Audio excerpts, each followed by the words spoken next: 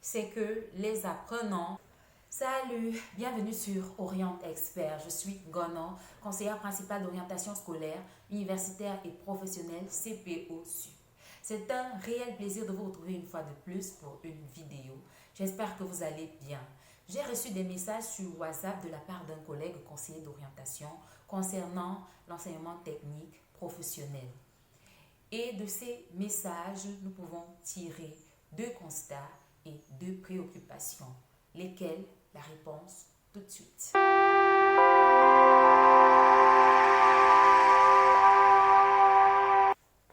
Tout d'abord, partageons le contenu de ces messages. Bravo CPO, très intéressant ce que tu fais, merci. Si tu peux faire un truc de ce genre pour l'enseignement technique et professionnel parlant des paliers d'orientation, cela me sera d'une aide capitale. Tu sais, au lycée technique, l'orientation est un peu plus complexe et simple en même temps. Tout simplement parce que certaines personnes déjà en première année savent ou ont déjà une idée sur la spécialité future à faire. Pourtant, il doit exister des paliers d'orientation et des options s'offrant à chaque palier. Nous n'avons pas encore à notre niveau une idée claire dans ce sens. D'autres, après le choix d'une option, même en première année, ne savent pas qu'ils peuvent à un niveau changer d'option. Nous avons très peu d'informations à ce sujet. C'est pourquoi je te prie de voir un peu de ton côté, si tu peux nous trouver un truc à cet effet.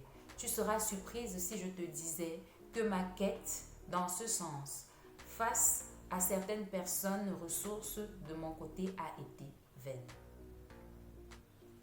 Voilà les messages que j'ai reçus.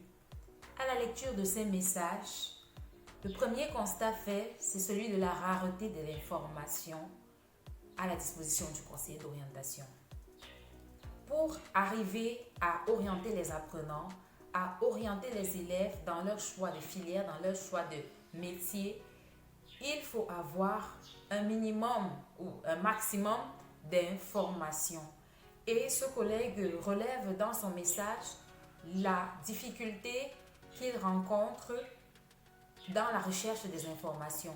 Il est même allé jusqu'à consulter des personnes ressources, mais il est resté insatisfait. Dans le cahier des charges des conseillers d'orientation, il est prévu plusieurs activités, parmi lesquelles les activités de recherche.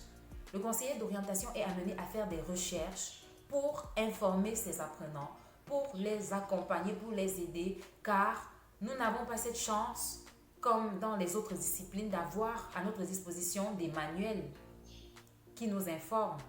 Certes, certaines personnes, certains aînés ont mis sur pied des documents sur certains modules, mais qui souvent ont des insuffisances ou alors ne sont pas mises à jour. Alors, il est question pour le conseiller d'orientation de faire ses propres recherches. Ses propres recherches pour pouvoir avoir des informations et les mettre à la disposition de ses apprenants. Le deuxième constat, c'est que les apprenants sont dans l'ignorance. Ils ignorent qu'ils peuvent faire d'autres choix que leur filière qu'ils ont choisie en première année. Ils ignorent toutes les possibilités qui s'offrent à eux en termes de choix de filière, en termes de choix de métier. À ce niveau, lorsque le constat de cette ignorance est fait, c'est au conseiller d'orientation d'y remédier. Dans la session de formation, information sur les filières d'études et leurs débouchés, c'est au conseiller d'orientation d'apporter toutes les informations nécessaires afin que l'apprenant ne soit plus dans l'ignorance, afin que l'apprenant ne soit plus dans le flou, afin qu'il ait une idée claire sur les possibilités qui s'offrent à lui. Il est nécessaire de relever une chose, c'est que lorsqu'on parle d'enseignement technique, professionnel, on ne peut pas éponger un tel sujet en une seule vidéo, ni en deux, ni en trois. C'est un sujet assez complexe qu'on peut traiter, qu'on peut développer au fil du temps avec plusieurs vidéos et en ressortant des éléments des filières et leurs débouchés, chaque filière et ses débouchés.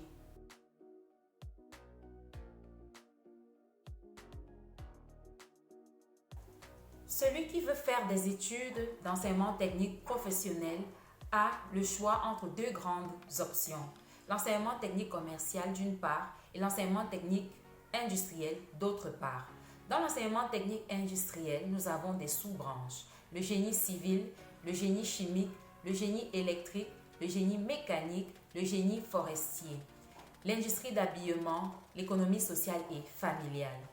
Dans l'enseignement technique commercial, nous avons également des sous-branches. Nous avons les techniques quantitatives et de gestion, nous avons les techniques administratives, nous avons les techniques commerciales et nous avons l'économie sociale.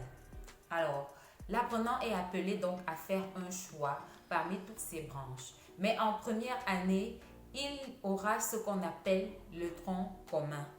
Le tronc commun, car dans chacune de ces branches figurent des filières. Prenons un exemple. Dans le génie civil, nous avons différentes filières. Nous avons l'installation sanitaire IS, nous avons la topographie GT, nous avons la F4 bâtiment, nous avons la F4 travaux publics, nous avons la F4 bureau d'études. L'apprenant aura donc à faire un choix parmi ces différentes filières pour étudier de deuxième année jusqu'en quatrième année.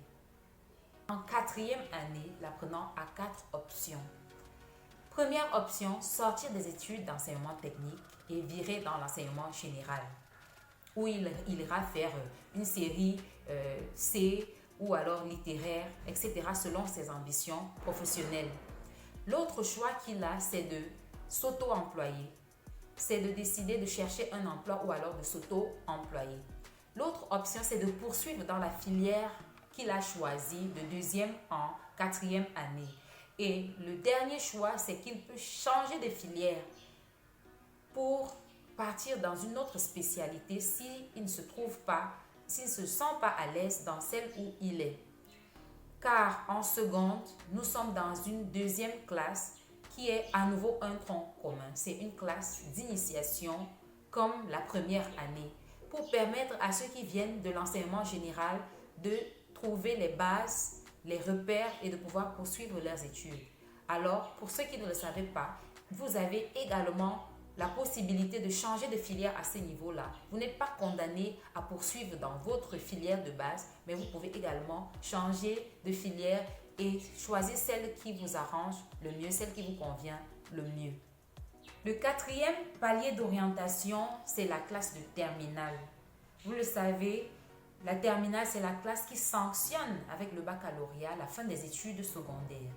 Et nous avons ici, l'apprenant a ici le choix entre faire des études universitaires longues, professionnelles, ou alors des études courtes, professionnelles, ou encore s'auto-employer, ou même il peut décider de chercher un travail dans une entreprise, dans une société, etc. Donc voilà le quatrième palier d'orientation. En résumé, dans l'enseignement technique, nous avons 4 paliers d'orientation. Le CM2, la première année, la quatrième année et enfin la terminale. La deuxième préoccupation qui ressort de ces messages WhatsApp que j'ai reçus est celle de savoir quelles sont les options, quels sont les choix qui s'offrent aux apprenants en termes de filière d'études, en termes de métier. Est-ce qu'ils peuvent également changer de filière? Et là, nous avons commencé à répondre à cette question en parlant, lorsqu'on parlait du troisième palier d'orientation. Au Cameroun, nous avons un système, c'est celui qui demande un certain nombre de diplômes pour accéder aux établissements, aux grandes écoles, pour accéder aux concours officiels, aux universités, etc. Mais non seulement il y a des diplômes requis, mais il y a des diplômes équivalents. Des diplômes équivalents. Avec ce système d'équivalence, la porte est ouverte à plusieurs possibilités. Le choix est vraiment large. Ainsi donc, l'apprenant qui a choisi par exemple le domaine du génie civil est libres de pouvoir faire des concours officiels comme les concours de l'armée, les concours de la sûreté nationale, les concours, tous les concours qu'on peut lancer, même les NAM, etc. Celui qui a un baccalauréat, par exemple un baccalauréat en bâtiment, F4 bâtiment, peut décider d'aller s'inscrire à l'université de Yaoundé 2, soit en droit, en sciences économiques, en sciences de gestion. Il peut me faire sciences politiques. Pourquoi? Parce qu'au Cameroun, nous avons un système d'équivalence. On va demander un diplôme, le baccalauréat, A, C ou autre. Et tous les diplômes équivalents pour permettre aux gens d'avoir une possibilité d'avoir des options plus larges, des choix plus larges. Naturellement, ce n'est pas très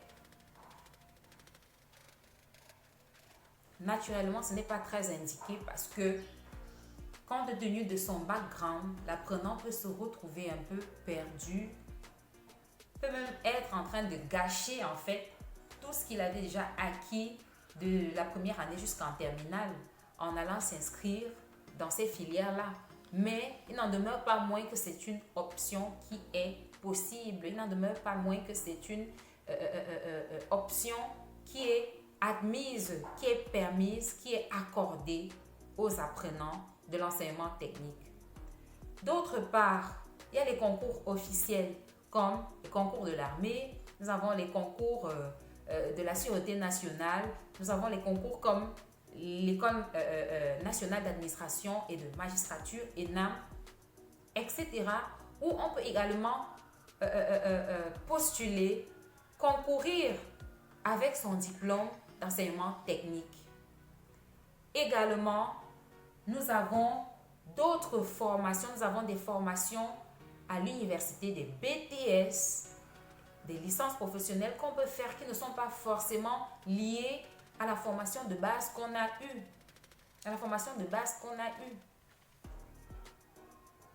Par exemple, une personne qui a un baccalauréat en ébénisterie peut aller faire un BTS en génie civil. Voilà une possibilité qui est offerte, une ouverture qui est offerte.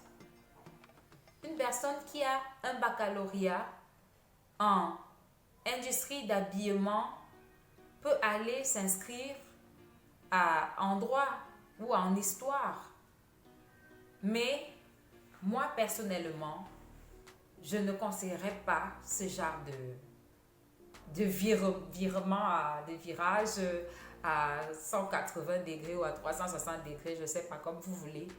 Parce que pour moi, c'est comme du gâchis. Il est mieux de poursuivre, lorsqu'on a commencé des études d'enseignement technique professionnel, de poursuivre dans cette lancée, même si on veut changer de filière, mais qu'on demeure dans l'enseignement professionnel. Nous arrivons au terme de cette vidéo. J'espère que les informations données vous ont aidé, chers collègues. J'espère que vous avez été édifiés par cette vidéo.